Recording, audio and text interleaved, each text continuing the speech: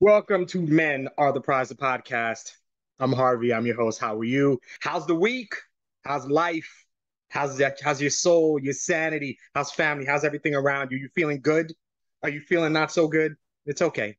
It happens. It's life. How we handle it is the most important part. You know how we talk about it here. We're here to maintain, deal with the good and the bad.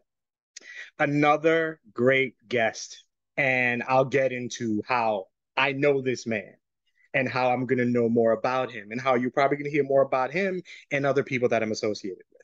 But this is going to be a fun interview. The guest this week is Chris Rubio. How are you today, sir? I'm doing well, man. How are you? I'm great. Thank you very much. I love a good bio. Always makes me excited to pull out that sheet, get a look at this and read about somebody.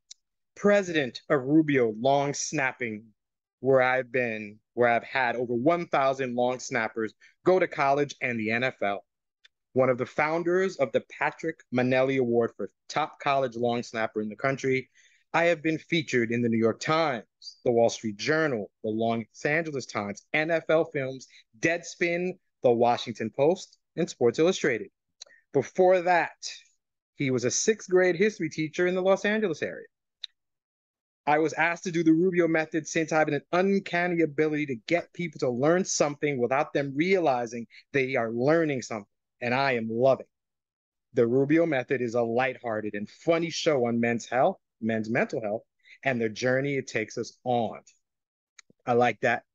That's a nice bio. Somebody's checking in on you. Oh, let me check on the Rubio Method. Let's say I didn't have a chance to check this bio out. I caught you on that street, that bright yellow hoodie. I'm like, who is that dude? I got like 10 seconds. Tell me about you. Give me the quick shot.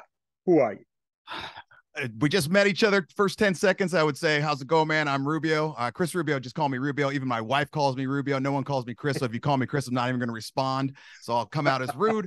I'm just a guy looking for a good time. I love my friends and my family. I happen to be a private football coach and I host a TV show.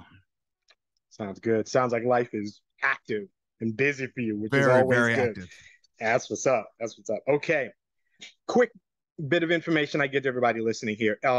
It's important to me. This podcast is for men being comfortable speaking. So I have men on here so you hear it so that you normalize it. But understand I am just a man who speaks. I can't diagnose. I'm not trained in these things. What I am is a vessel. You can come in here and listen to men talk about the stuff they've been through and how they handled it. I love a good story, but I love men talking more because that's the point. We don't hold in what's hurting us. We let it out. We're better for it. When we hold it in, we become toxic, and we don't like that word. We don't do toxicity here. We're here to be open and vulnerable. And with that said, let's get into this. If you are a new listener, thanks for giving me an opportunity. If you aren't a new listener, you know what I'm doing. This podcast is called Men Are the Prize. Prize is my favorite word. I take the letters from the word prize, and four of those letters represent characteristics that I think make a good man. Let's start with P. The word is purpose, defined as reason for which something is done or created or for which something exists. Rubio, what's your purpose? Let's see here. I would say my purpose is to help people achieve their greatness, not just my long snappers, but just like you said, men in general. And if I have, like you said, if I'm a vessel where people can just listen and have a good time and learn from it, so be it. And definitely with my family as well. I have three boys, and it's one of those. I know it's almost a cliche, but you want to leave the world a better place than when you got there. And I didn't have a very good or even a relationship with my father, so it's one of those things that it's kind of weird becoming a dad because all of a sudden, boom, it's there. It being the kid, and then there's no instruction manual. And I remember with my first child getting home from the hospital and just you're sitting there, you're like, okay, what the hell do I do now?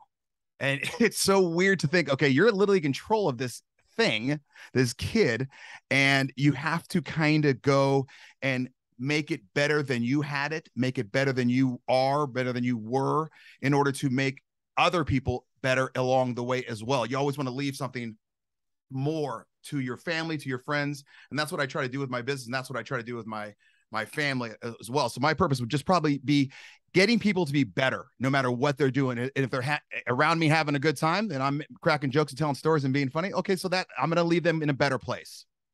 Cool. How long have you known that was your purpose?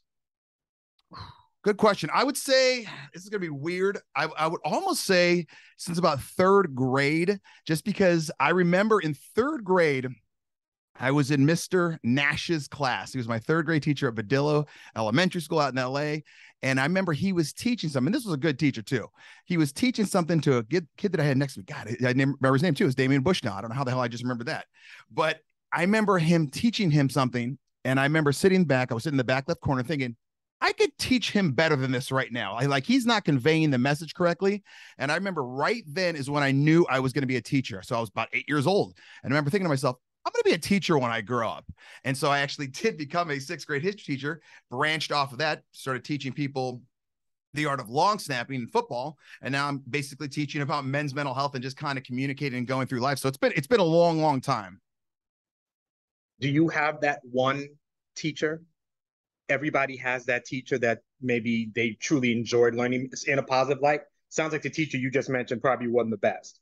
So do you have a teacher for you where you learned a lot from them aside from the educational stuff, maybe life?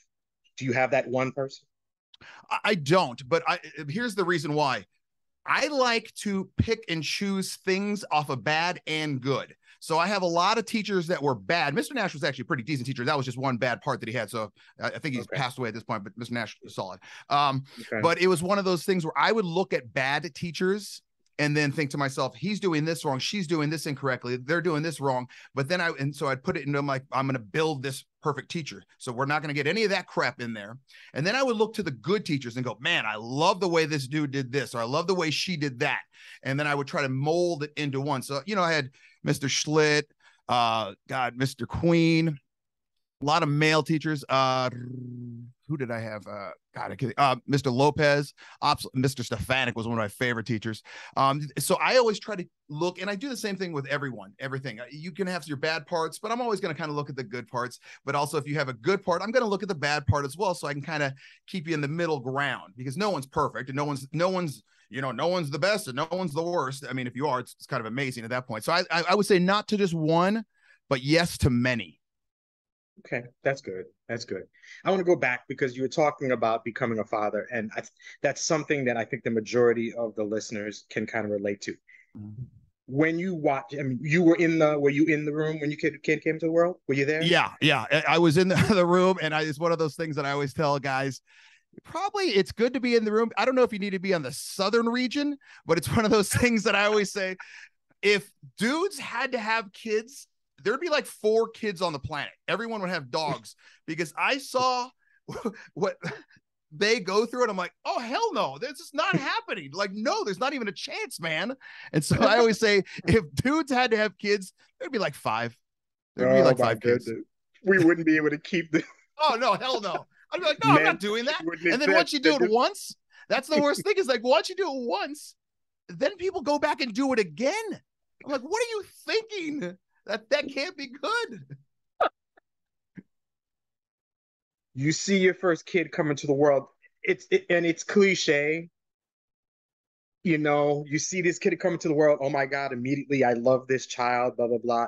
For you, did you feel an immediate shift? And you said it when you went home, how do I deal with this thing? But watching this child come into the world, was there an immediate shift of, oh my, I'm grown up now. Like, I'm a man now, because I have a child come into the world. Did you feel, were you the one guy walking into the hospital, but a different one leaving in terms of your masculinity as a man? Oh, 100%. I mean, you have to. I mean, the whole extreme amazingness of it, just because, kid in stomach, kid out of stomach within like bone time, and then kid to here. And you're like, what the hell just happened? And it's like someone just gave you the ticket to adulthood, and you are just looking at like, is this okay? Now what? Like I said earlier, like what do I do now? And they're like, dude, just do it. And then I tell a lot of my younger long snappers that are having kids at this point, because I've been doing it for so long, you're becoming adults and having kids, and they get nervous and they, Rubio, do you have any advice? And I always say, you're not the first person to have a kid. you're not going to be the last one to have a kid. There's been people a lot dumber than you that have raised good kids. You'll be fine, man. Just kind of go with the flow. And it gave me one of those things of, holy crap, this is like, I'm a real human being. Because you grow up growing up and you graduate high school, and then I went to college, and then you get a job, and then you're like paying bills, and you have insurance, and you think you're an adult, you get married, and then you have a kid, and it's like, okay, what's left? You know, and I know you have a lot to live for in life, but it's like you've checked all the boxes of adulthood. Graduated high school, graduated college if you want to, got a job, you know, paying insurance like an adult, you know, I can rent a car because I'm over 25, got married, and now I got a kid. It's like, holy crap, this is kind of like you get thrown in the fire very, very, very quick. Very true. Very true. You kind of mentioned, I guess, the relationship or maybe lack of with your father growing up. Would you mind getting into what kind of relationship you had? Yeah, not a problem. So my parents were married when I was born, and then they got divorced when I was 9 months old. So I grew up with my dad coming, I think it was basically like every Sunday for a little bit. And it was very, very weird. Where I just knew that was what it was. So like I would go to my buddy's house, and they'd have a mom and dad, and they both came home from work, you know, and things like that. And I thought that was weird. I was like, well, you have two people here? Well, I don't get it. Like, it was just weird to me just because of the way I grew up. And I had aunts and uncles that they were married, but it was still just, for some reason, I never really absorbed into my head of, yeah, it's mom, dad, come home. Hey, how's it going? Kiss on the cheek. How was your day at work? Blah, blah, blah. And so dad was kind of around on, you know, he'd come in on Sundays, and then he would have these like dry spells where all of a sudden you wouldn't see him or hear from him for like 6 months. And so I just thought that was normal. And then in high school, that would happen, middle school, it happened. And then like my senior year in high school, and this is when I started to really realize that my dad was maybe just a little off his rocker. Because I was raised always that, okay, you're going to go to UCLA, you're going to go to UCLA, you're going to go to UCLA for college. Okay. And I honestly didn't even know until I think my junior year in high school that you did not have to go to college. Because I thought you just went from 6th grade to 7th grade to 8th grade to high school to college. I didn't know you could become a worker, or you could go travel the world. And so I remember getting recruited by UCLA and telling him, hey, I'm going to UCLA, because that was like his dream school. And he said, okay. And I remember thinking, dude, this is like kind of a big deal. You should be doing cartwheels or something. And there was no reaction at all. And I was like, this is just odd, man, just odd. And my mom kind of talked me off the ledge a little bit. She was great, still is great. But it was weird to see that. But that's when I had to start realizing I can only do so much. Okay, this was kind of like his thing. He wanted UCLA. I wanted UCLA too, because I didn't know any better. I didn't know any different. And when I got to UCLA, he was kind of in there and out there, then was gone again. And then the final straw, I'm giving you a Cliff Notes version. We could dive in as deep as you want, Daddy. The final straw was when I got married to my second wife, and we were having a kid. I didn't invite him to that wedding because it was already, you know, weird. And we were having a kid, my youngest, 11, Damon Dale. And I remember calling him and saying, hey, just a heads up, Jolie, my wife, is pregnant. Okay. And I remember I was driving, and my wife was in the car, and it was very weird because it was really quiet, which is fine. And he said, okay. And I said, so do you want to maybe come out here? I'll go out there, because I live in Northern Idaho. I think he lives in Northern California right now. And he was, no. And I said, and right at this point, my level's starting to pump up, because now I'm going from sad to pissed. Like, dude, you're having a grandkid, you know, a grandchild. What are you doing here? And so I said, so what do you want here, man? What do you want, Larry? And he said, you just pretend, tell him that he doesn't have a grandfather and that I'm dead. And I was like, dude, that is just so, I remember thinking in my head, like, that's so odd. And like, I didn't even think, it was so weird, because I went from sad to angry to now back to sad, but not for me, but for him. Because like, dude, you're missing out here, man. And I'm willing to, you know, whatever, bygones be bygones, whatever the hell the saying is, and just kind of go with it. And he was just like, no, just tell him I'm not here. Okay. And so that's what I did. Wow. Okay. It's interesting how our parents can affect us even long when we're adults. because you can always think when you're a kid, that's when we kind of soak up a lot of the stuff, the emotion, how we deal with life. But you're always your child, your parents' child, and they can always, and nobody can hurt you like family. So I know that didn't feel good. But that leads me to this question. So dad wasn't around in the home. Can you think about how being raised by your mom affected your masculinity?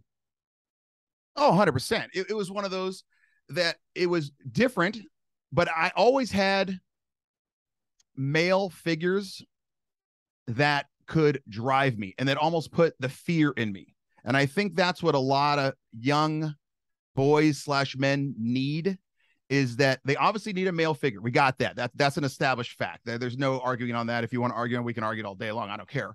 But if you don't have one in the home, you have to have someone, some male that is going to be able to, you have to learn to emulate. You have to learn to, this is the right, this is the wrong. And honestly, I think, in my opinion, it's someone that's got to put almost the fear of God in you. Like, I knew that if I made a mistake, all hell's coming.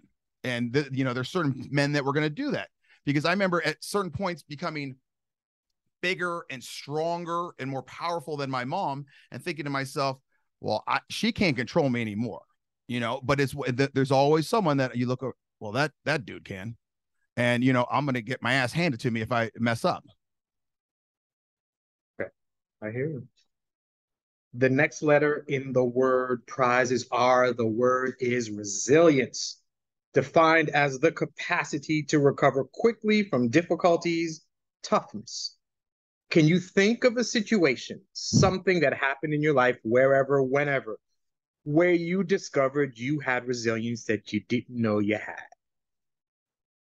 Well, yeah, I would say, honestly, it was that story when I was driving home with my wife, and pregnant. She was pregnant with my youngest son. And I remember thinking, how I went from sad that, oh, I don't have a dad, to angry, like, dude, what are you doing? To sad for him. And I think that was the part where I became resilient, to where I'm just not going to let this impact me anymore. It's one of those things that, sadly for him and for me and my kids probably, is that I don't even think about it anymore. And it's almost like he is dead to me, which is not a good thing.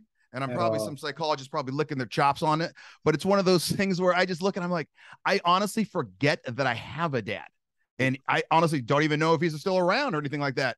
But it's one of those things where I don't know if it's a defense mechanism, or it's one of those things where I just kind of, it's milk is spilled.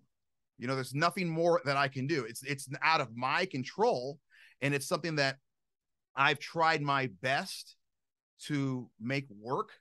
And there's only so much a human being can do. If I can't do any more, then what am I doing? I'm just ramming my head against the wall at this point.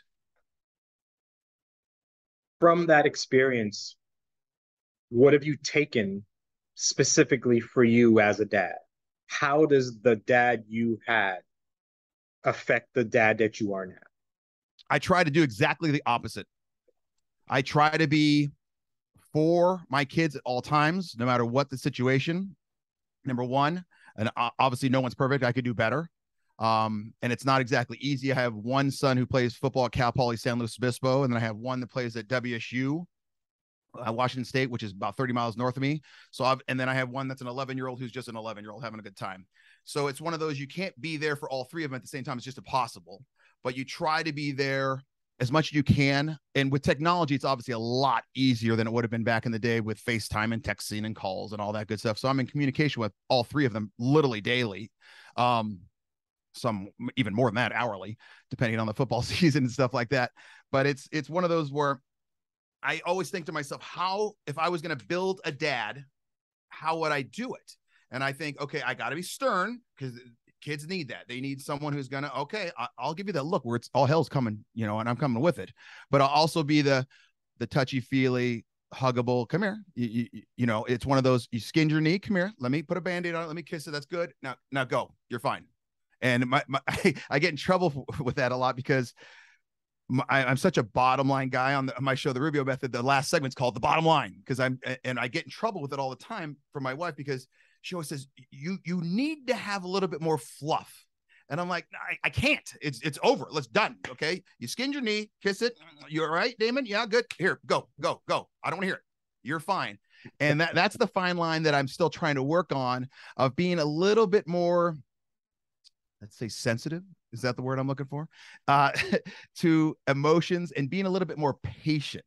And I think it's one of those things that with me at least, the people that are closest to me, I have the least patience for, because I expect more out of them.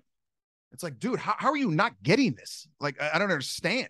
Like, I've said it 15 times. What are you not grasping? And I know that's probably my biggest fault, is that the lack of patience I have for those closest to me, just because I expect so much from them. Understood. I literally had a conversation with and I have 4 kids. I have 1 son, 3 daughters. Oh, good God. And yeah, exactly. I had a conversation with one of them about expectation, and it was just the weirdest thing. But one thing that I'm working on is, for me, I refer to it as intimacy. And when you hear intimacy, you think one thing. You think, I guess, romantic love type of thing. But the kind of connection that you have with your kids, there's an intimate kind of connection. I have an 18-year-old son, and me hugging him, giving him a kiss, that kind of stuff is still kind of foreign, but so necessary. Mm-hmm. He should feel comfortable getting a hug and a kiss from his dad, stuff like that. It shouldn't feel weird to him, so that he doesn't take that into the world. So I hear you when you're talking about that. You want to do it because, hug kids. All right, you're bleeding, but you'll be fine. Go over there, and you just keep it moving. But Mm-hmm. It's all a work in progress, and that's one thing. I talk to a lot of dads, and one thing that I love, that I think it's really interesting, is that if you have a really good friend, a good friend can tell you the kind of person that you are, but your kids will show you the kind of person that you are. For me, my kids, when I send them out into the world, they're my agent. That's me. I'm sending myself out there as a younger person. And when everybody meets them, they're respectful, they're nice, they know how to handle trauma, they know how to handle difficult situations. If you send out good people into the world, I think to a degree means the kind of person that you are. I think that means you're a good person too. I take the whole dad thing really seriously because I'm a stay-at-home dad. Mm-hmm. So I love the dad talk. I'll go into that all day, but we don't have that kind of time. But we will skip the I in the word prize. The next letter is Z. The word is zeal. Enthusiastic devotion. What are you enthusiastically devoted to? And just to put a spin on it, that doesn't have to do with your job or your family. What else are you devoted to? Yeah, because obviously everyone's going to say their kids and their family or their job. Mm-hmm. I would say, what am I devoted to? Honestly, I'm devoted to, basically having a good time. I know that sounds kind of weird and 18-year-old-ish, but it's just like, I want to have a good time no matter where I'm at. And I love going into situations where things don't work out well, because if it doesn't work out, it becomes a story to me. And some of the funniest stories I tell, whether it's on my show or just to my friends and family, or things that were a bad situation where something, just the wheels came off, all hell breaks loose, and it just turns out to be a good, because you can look at any situation in life. I can give you a trash can full of gold, and you could say, wow, thanks for the trash can full of gold. Or you could say, Jesus, now I got to lift this trash can full of gold. You know how heavy this is? And that's one of those things where I have basically like a triple motto of life. Number one, there's winners and losers in life. No matter what you do, you're going to be a winner or loser. I tell my kids all the time, accept and embrace. You just got to accept it and embrace it. If you don't, well, then you're going to have some troubles in life, because it's not going away. And the last thing is, everything happens for a reason. And I'm a huge believer in that. If that everything happens for a reason, and if it's a good or it's a bad, or there's usually a reason to it happening. Like, why did it happen? Okay, you messed around with a beehive and you get stung. That's what happens, man. You'll either learn from that mistake or you won't. And then if you don't, you're an idiot and you just enjoy being stung. So that's one of those things where I always tell my kids, everything happens for a reason, accept and embrace, and there's winners and losers in life. And that's the way I want to go through life. I want to have a good time, but I want to experience life. And I grew up a non traveler. I don't think I went on a flight the first time when I was 2 years old. Obviously, don't remember that. And then I don't think I went on a flight until I was in 8th grade, just to Hawaii. And then when I got into college, I had to fly all the time. And now I'm a bigger traveler. Obviously, the Rona killed that for about 2 years. But I love going and seeing new things. I love talking to different people. And that's why I think, gets me into trouble sometimes. I love to argue with people because I want to hear why you think that or what you're doing. Or, anytime I find someone different than me, I'll ask a billion questions. And my friends hate it because I'm not a mechanical guy at all, like literally nothing. And they'll be doing something and I'll watch it. I'm asking. They're like, dude, Rubio, shut up. And I'm like, I got to learn here. I want to learn. And that's why if I'm around someone who's a different religion or something like that, I'll ask a billion questions just because I want to learn more and more and more and just kind of get out there and just absorb it all. I'm not going to maybe, understand it all, but at least I want to know what's going through your mind, dude. Like, why are you thinking that? You like olives on pizza. Tell me why you like olives on pizza, because I don't like olives. And I'll tell you why I don't like olives, because they're too salty. They look like if I was chewing on a killer whale. It's rubbery, black, and salty. That's what I don't want that. Okay. But it's one of those things where I just like to learn and I like to argue. So that was a long answer. That's fine. That's fine. I'll take it. The last letter in the word prize, we'll go right to the end. The letters E, the word is expectation. Expectation is defined as a strong belief that something will happen or be the case in the future. I usually ask it one way, but I'm going to ask something different.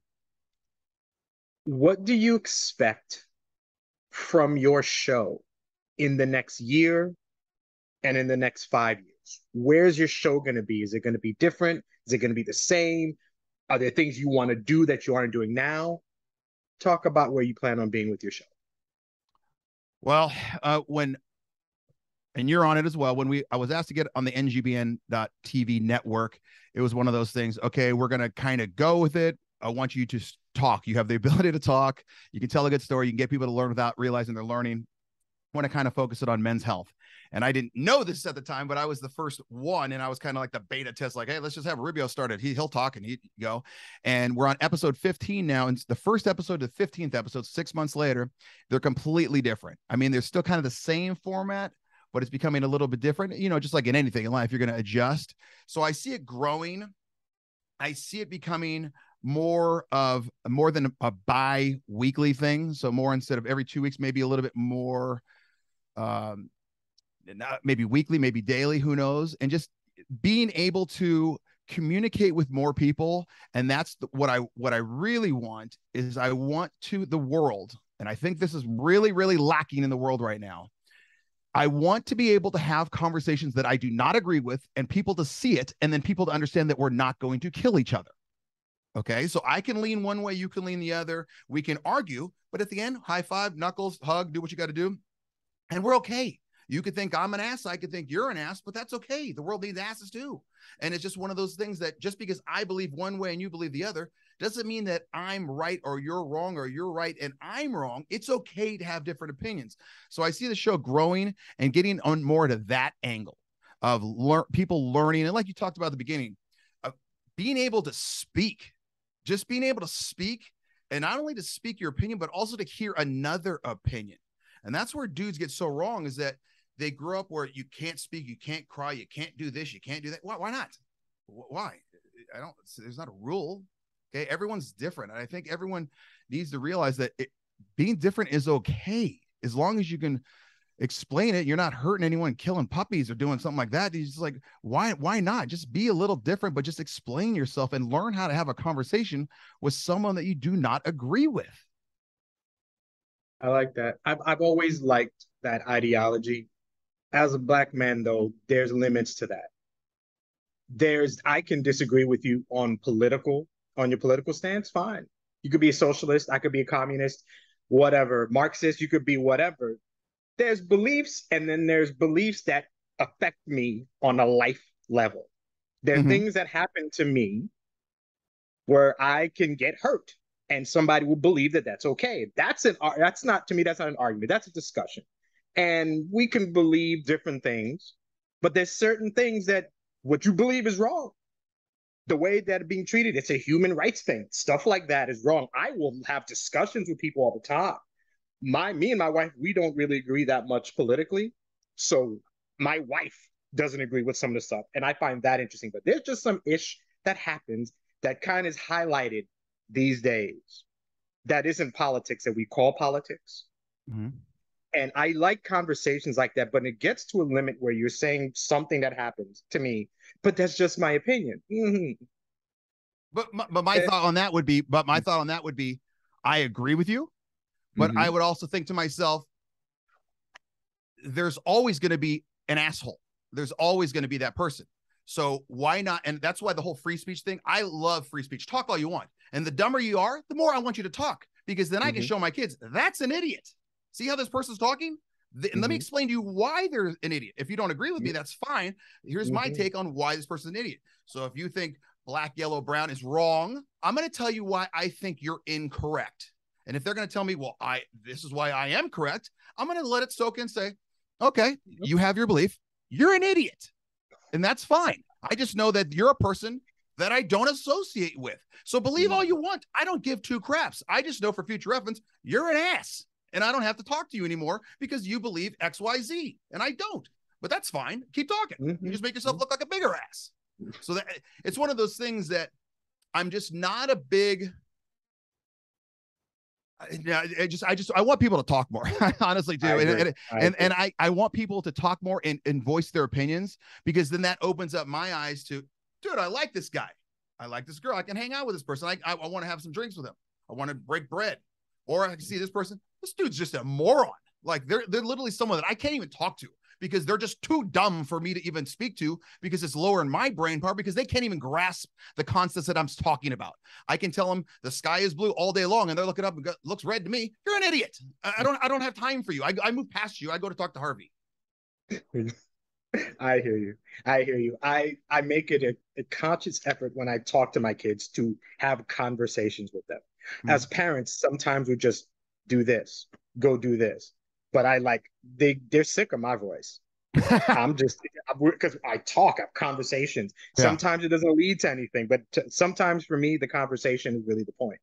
So I agree with you. Sometimes just talking. I want kids who are literate and who can explain themselves, good or bad. You should be able to tell somebody how you feel and what's going on. So I'm with you absolutely. on that. I remember one time, not just a side story, going on what you were just talking about. My middle son wanted an Xbox or Wii or PlayStation, whatever the hell the recent thing was. And I remember he was like 13 or 14. I said, why? And he says, well, because I want it. I go, that's not a reason. I go, that's a reason. It's a terrible reason. I go, you give me 3 good reasons and I'll get it for you. And he's like, it's fun. My friends like it and I want it. I go, terrible. Come back in a week and maybe we'll talk. I go, you're not even a good arguer. I go, when you learn how to debate and talk, we'll talk. I go, but right now you sound like a child. And that's where I get my wife gets mad and be like, you can't talk to a 14-year-old like that. I go, yes, I can. Why not? He's got to learn. Like, if you want something, learn how to get it. And so we went back and forth. And finally, after I'd say about 3 or 4 weeks, he came back and he had basically like a page written up. Here's the 3 reasons why I need the Wii, PlayStation, Xbox, whatever the hell it was. And I was like, you got it. Let's go. And he argued his case. And I mean, they were still just like, and he leaned into it. Well, we could have more family time around this. And I was like, damn it, that's a good one. But I want, like, just like you, I want my kids to learn how to speak, because as you know, in the workforce, no matter in real life, the better you can speak and communicate with people and the better personality you have, the better you're going to be off in life. It's just one of those things. Right now, if I was hiring someone, yes, I'd look at their resume, make sure they're not drooling at and all that good stuff. But then I want to sit down and talk to them. Okay, what do you got? Oh, I graduated from Harvard. Great. How do you speak to people? How do you think? How quickly do you think? I remember when I was teaching, it was very funny to me. I was 22 years old, 23, got into teaching. I'm sitting there, and I actually taught at the school that I went to. So some of the teachers that I was around teaching with taught me, which was very weird. And I remember looking around, we'd have these meetings, and I noticed that the people with the most degrees, a lot of times, were the dumbest. And it drove me wild. Like, I was like, how is this possible? But they didn't know how to communicate. And someone who, like myself, who could just talk and talk and talk, and I was a history teacher, so I was just basically telling stories all damn day. It was a little bit more effective with the kids at that time. It's interesting. That's interesting. I like that. The final letter, the middle letter in the word prize is I. And for this, I don't associate it with the word. I associate it with the man I'm speaking to. So if we can take all the shackles off of you, which means when you're not a father, husband, coach, podcast host, employee, best friend, um, arguer, all the stuff that you do, if we put all that stuff to the side and we are just talking to Rubio at your core, when all that other stuff is gone, who are you? I would say it just goes back to I'm someone who wants to have a good time. I want to talk to a lot of people, and I do not want to be stagnant. I cannot stand that. That's one of my biggest thing. Ironically, my biggest complaints in life is people that complain and people that are just stagnant. Like, you have to keep moving forward. I don't care what the hell you're doing. If you're a librarian, be the best damn librarian ever. If you're a podcaster, if you're doing the same exact thing over and over and over and you're not getting views, there's a reason for that. Okay. If you're a long snapping coach, if you're just a person, if you're the person with just one friend your entire life, and that's a great friend, that's wonderful. But are you really advancing? Are you hearing other people? If you just sit in your home all day long and you never, ever, ever, ever travel, you have to be able to see other things so you understand how the world works. And I'm not saying that you got to go to the most expensive place. You don't have to go to Abu Dhabi or whatever it is, but you got to just go around to look at certain things. And you can go to certain places. Like I went to London or wherever it was. Yeah, London. And I was like, okay, I don't ever need to come back here. The food's terrible. And it was just one of those things that I'm out. I'm just not going back there just because I didn't like the food. And it honestly, it kind of looked just like Idaho to me. I mean, yeah, his Big Ben and all that good stuff, but it's one of those things that I don't need to see it again. But then I went to St. Thomas and I loved St. Thomas. And it was like, I go back there. I'll do that. No problem. But if I didn't ever go to these places, I would never know. Yeah, it looks great on the web and all that good stuff. But not being stagnant, keep moving forward, and just having a good time, man. Okay. All right. Thanks for answering the questions in the prize mantra. I appreciate that. I got a few more. What are you afraid of that you cannot control? My children's health. I had a very, very big scare with my youngest son where he had to be basically, well, not basically, he did get life flighted to Seattle. Like where I live in Lewiston, it's a smaller town, 30,000 people. I don't think there's that many people. And we always say, if something's wrong with your kid, you go here. If something's really wrong with your kid, you got to go to Spokane, Washington, which is about 2 hours away. And if something's really wrong with your kid, they take him to Seattle. That's when we're at a code red at that point. And we did the whole Lewiston thing. And then we went to Spokane. And then my wife was freaking out because this was a 24-hour saga. They thought he had jaundice, but all hell was breaking loose. And I kept telling my wife, I'm trying to be the adult, the male, the husband, the father figure. Yeah, everything's fine, Jolie. Everything's fine. Everything's fine. Don't stress. Don't worry. We're still in Spokane. If the shit really hit the fan, man, they say you got to go to Seattle. Not 5 minutes later, yeah, we're life flighting you guys to Seattle. And I was like, and I still get torn up about it because I was like, because you're supposed to be the one. And I remember going, oh Jesus, this is it. Like this is a code red. And my wife loses it, and they can only take one person in the plane. So I go on the plane, and I'm looking at my kid. He's like 2-3 years old, and he's tubed up and all this crap, and he's on this gurney. I'm like, holy shit, this is real. And so we get there, and everything turned out well. He had liver disease, and it fixed itself. They called it, even the doctors. He was number one on the donor list. He got out of that. Even the doctors said they call it an OGK fix. Only God knows, because they had no idea how it happened. He went from white blood cells were bad or good or what, or high or low, whatever the bad one is, to literally they flipped. And we don't even, as doctors, and there was like 20 of them working on him because he was the youngest kid ever to have this issue. They go, we don't even know. Just you're going to be fine. And he was part of a case study, and now he's a healthy sixth grader. But that the health of my kids, where I cannot control that, and it's still every once in a while just That's why I try to be as much of a father in their life. That makes sense. To Oh try yeah. to be there for them as much as I can, even if I'm 1,200 miles away or right next door, because I know that it can be gone. Mhm. I remember that feeling when I watched, and I've watched several of my kids come into this world, but there's a level of I'm going to be dad, going to take care of my kids, but it's a powerful feeling to know that you've helped create a child, but at the same time, kind of a helpless feeling knowing that we can't do anything up until they come into the world. It's really up to the woman, to your wife. And I'm just watching her do this. And Yeah. a big man hear me do absolutely nothing because until this baby is born, I can't do a thing. Yeah. It's 100%. interesting. 100%. It's so interesting what a bit, yeah, watching birth and seeing your child come into the world has an incredible effect on you. But I'm glad to hear that you sound okay. Yeah. Is he good? Does he play sports? Does he like to? Oh Or is yeah. that something he wants? Yeah, he's all into the sports. He's a typical 11-year-old. He's just having a good time enjoying life. And he can play, it won't affect him because you said it's liver.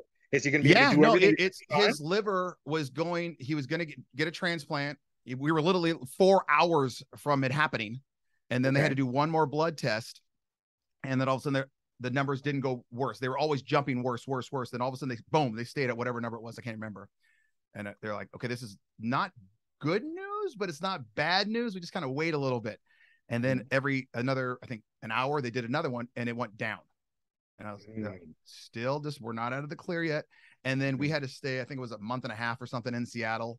And it was just so just wild, wild time. But yeah, after he was part of the case study, they would contact us every couple months, talking on the phone, doing this, blah, blah, blah. And then I think probably about 4 or 5 years ago, they said, all right, you officially don't even have to tell your doctor anymore. It's done. It's cleared. And so we're like, whoo, okay, that was we survived that one. But that was a rough time, man. I mean, you want to talk about being pushed to the limit. I remember, one time we were bathing him, and he was walking and all that crap. So he's got to be 2 or 3. I can't remember exactly. I kind of blocked it out.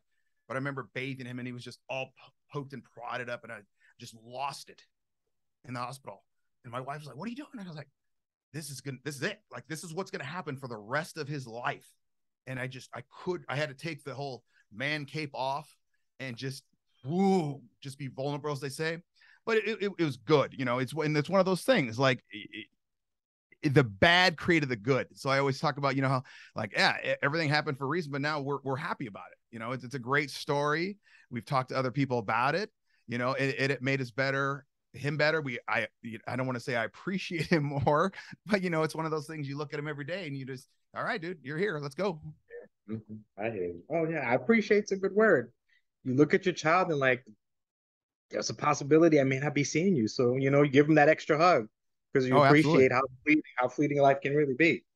Um, what are you afraid of that you can control?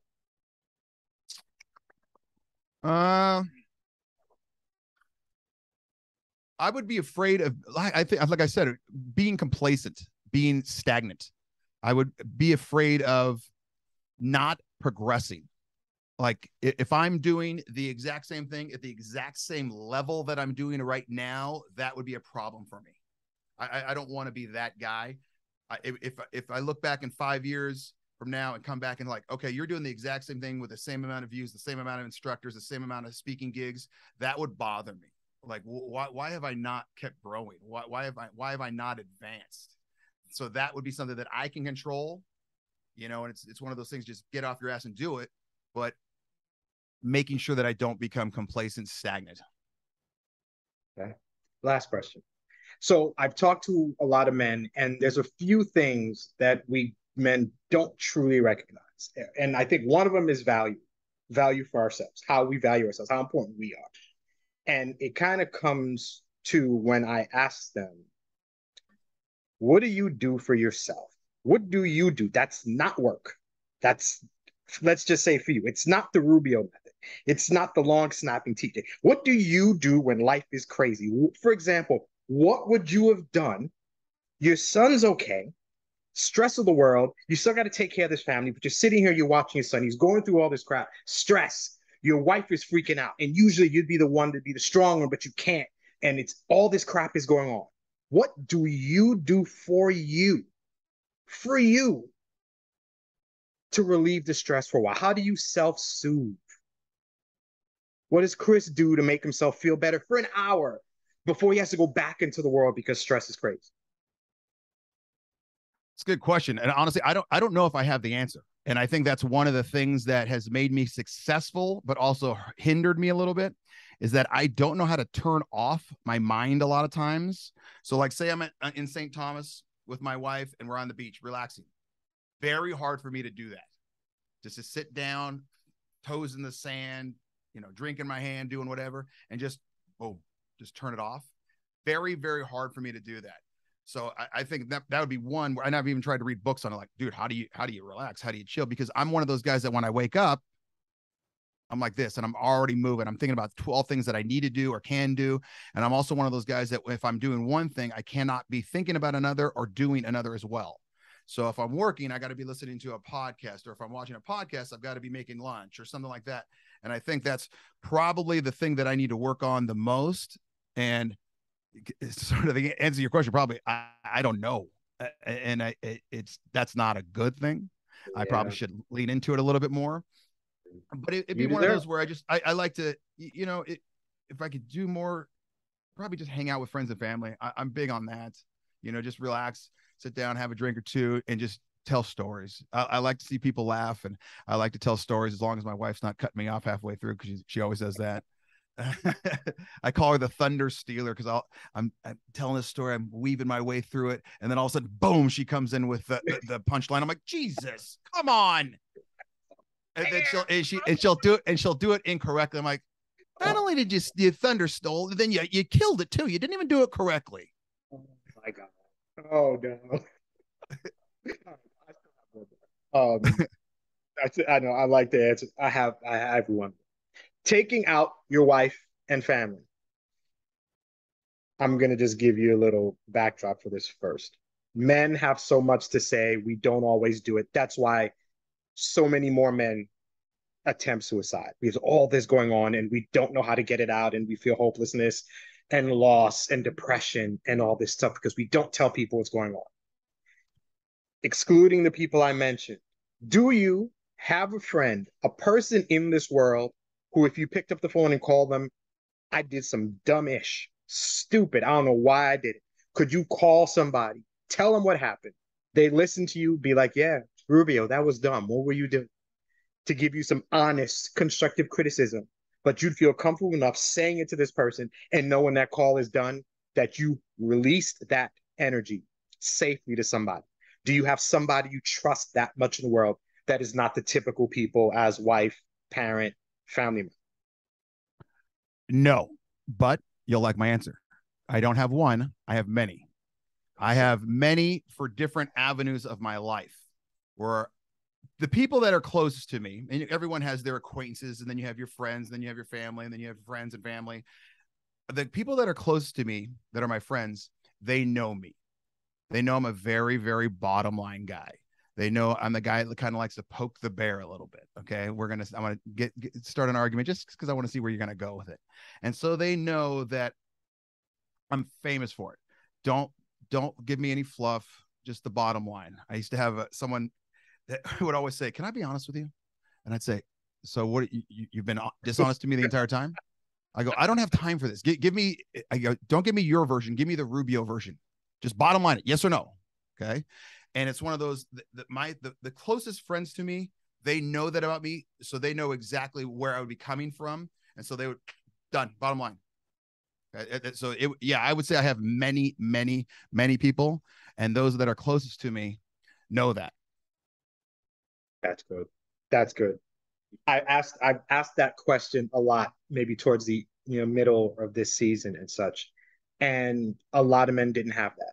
We have acquaintances. There's people I know, but there's very people I know like that to tell them stuff. So it's getting better when I talk to men that, you know what, I got somebody to talk to. I have an actual person to hear that, because we need it. It's incredibly important. Well, and how many of those men do you think know they or think they don't have one, but they actually do? And they're just afraid to maybe ask a question because, oh, my kid's having troubles with this, or I'm doing that.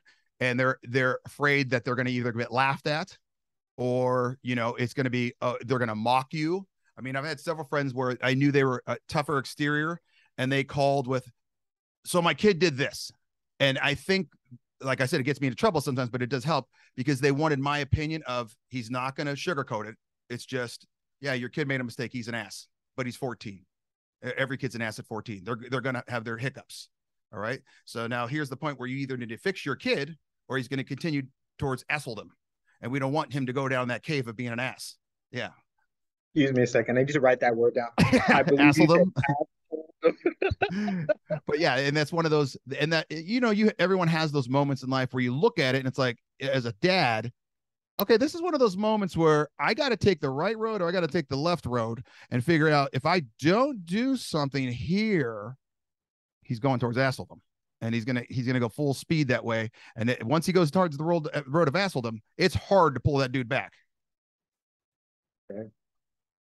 I hear you. I hear you. I will say though, is if I don't know I have that person, honestly, do I have that person? For me, I need to feel like there's got to be somebody I feel safe enough with.